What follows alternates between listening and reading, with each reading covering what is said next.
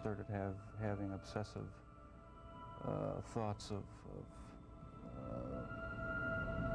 violence intermingled with sex. And it just got worse and worse. Recognized as one of the most infamous serial killers to reside in the United States, Dahmer, an American serial killer and sex offender, would murder a total of 17 males between 1978 and 1991. Dahmer's horrific crimes involved rape, dismemberment, necrophilia, and cannibalism. Dahmer's murders were motivated by an insatiable thirst for power, driven by abandonment issues rooted in his fear of rejection and loss and a need for control. Dahmer took a somewhat sadistic delight in luring in men, and then proceeding to torture and kill them. Even more shocking, his cannibalistic tendencies were also an extension of his need for power and control, as he engaged in cannibalism to make them a part of him. Ingesting his victims to make them a part of himself was an extension of his need for power, and it's these cannibalistic urges that earned him the name, the Milwaukee Cannibal. Like most serial killers, Dahmer had a relatively normal childhood. However, as he aged, he became more distant. He became withdrawn from the rest of society as he grew up. He really began showing this kind of behavior between his teen years. Roughly around the time he was 12, he started showing little to no interest in social interaction or any kind of hobbies, although he did have one interest, that being dead animals. In addition to his lack of interest in his teen years, he also began to drink quite heavily. His newfound alcoholism would later create new problems for Dahmer after high school. When his father made him enlist into the army, he was promptly discharged for excessive drinking. After leaving the army, he would spend most of his time in a remote hospital in Florida, although his drinking would later get him kicked out of the hospital too. From there, he decided to move in with his grandmother, but his behavior only became more disturbing. Once he moved in with his grandmother, she began to take notice of her grandson's bizarre behavior. She then began to find some disturbing things in her home. She found a .357 Magnum under Dahmer's bed, a mannequin in his closet, and she once witnessed him dissecting dead squirrels in the basement and dissolving them with acid. In preceding years, his behavior escalated to indecent exposure and was arrested twice for doing so. Realizing that she could not tolerate Dahmer's strange behavior any longer, she told him to move out. Once he moved out of his grandmother's home, he found a new place near his place of work, the Ambrosia Chocolate Factory. Unable to control his urges, Dahmer was arrested for drugging and fondling a 13-year-old boy. He received a 5-year probation, a year at work release camp, and was required to register as a sex offender. He would later be released a few months early from the work release camp, and would move into his new apartment shortly after. It's then his string of murders began. Dahmer's first victim was a hitchhiker named Stephen Hicks. In the summer of 1978, Dahmer picked up the hitchhiker and offered him a bottle of beer at his residence. The night was going swimmingly, both engaging in casual conversation, but everything went awry when Hicks told Dahmer that he needed to go as it was getting late. Dahmer kept trying to convince him to stay, but after Hicks decided he had enough of Dahmer's persistence, he went for the door. Unbeknownst to Hicks, Dahmer grabbed a 10-pound weight and hit Hicks in the back of his head, killing him instantly. In a panic, Dahmer hid the body by burying it in the backyard. It would be another 9 years for Dahmer to kill again. Stephen Thome was the second victim, killed in September 1987.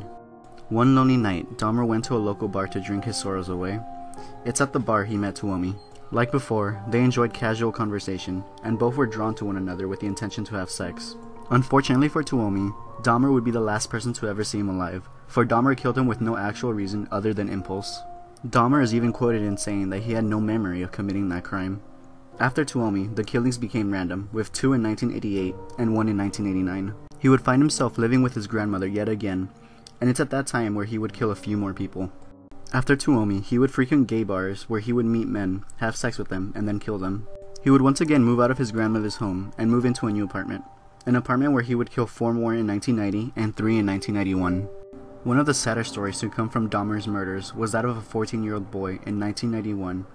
In 1991, a young boy, Conrad Cithasophone, was found wandering the streets confused and drugged. He had escaped the clutches of Dahmer for a short period until 2 women found him on the street. The 2 women called the police and he was taken into their custody. Dahmer, not being one to give up so easily, chased after his victim and lied to the police, telling them that Conrad was 19 and was Dahmer's boyfriend. Without a sex offender background check or age verification, the police handed him over to Dahmer. That same night, Dahmer killed and dismembered Conrad, keeping his skull as a souvenir. By the summer of 1991, Dahmer began killing at least once a week. It's then that Dahmer got the twisted idea that he could turn people into his twisted sexual puppets.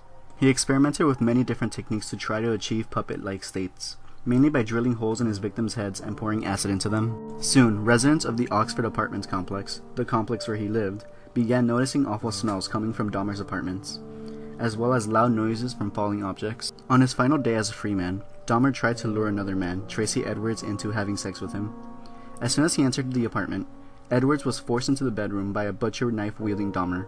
Edwards fought for his life, and during the struggle managed to knock Dahmer to the floor. Edwards was able to get free and escape out into the streets, where he flagged down a police car. The police entered Dahmer's apartment, where they found pictures of dead bodies, a severed head in the refrigerator, 3 more severed heads in the apartment, multiple photographs of victims and human remains, and more human remains in his refrigerator. With all this, the police had more than enough evidence to convict Dahmer. In addition, with all this, it was later assumed that Dahmer also practiced necrophilia and cannibalism, though he never confessed to it.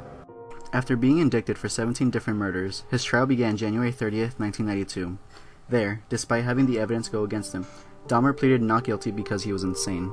After 2 grueling weeks of the trial, Dahmer was sent to prison with 15 counts of murder and 957 years in prison. Following the hearing, Dahmer seemed to express some sort of remorse and then plead for the death penalty. In May of that year, he would then admit to the murder of his first victim, Stephen Hicks. While in prison, Dahmer claimed to have become a born-again Christian and claimed to take full responsibility for his murders. He served his time at the Columbia Correctional Institution in Portage, Wisconsin, where he would be attacked by an inmate with a razor, though he only suffered minor injuries. However, he would not be so lucky the second time, where he was bludgeoned to death by another prisoner. Jeffrey Dahmer died November 28, 1994. Dahmer, in short, was a sick individual. At the beginning, he killed on impulse, but then turned his impulses into twisted desires, torturing and dismembering his victims. Despite all that, he left behind a big legacy. His murders and intriguing backstory led artist John Durf Backdurf to write a graphic novel about his relationship with Dahmer titled My Friend Dahmer, a book which was later adapted into a film scheduled to release in 2017. The lack of any interest in social relationships, emotional coldness, secretiveness, and tendency to live a solitary lifestyle is a pattern that is the same with those of autistic children. His isolation from others and his peers could have increased his abnormal fantasies, says an article about Jeffrey Dahmer on flowpsychology.com. So let me leave you with this one small factoid. Did you know, Dahmer's father unknowingly taught Dahmer how to preserve bones and remains? He did this by showing him a chemistry experiment involving the preservation of chicken bones with bleach.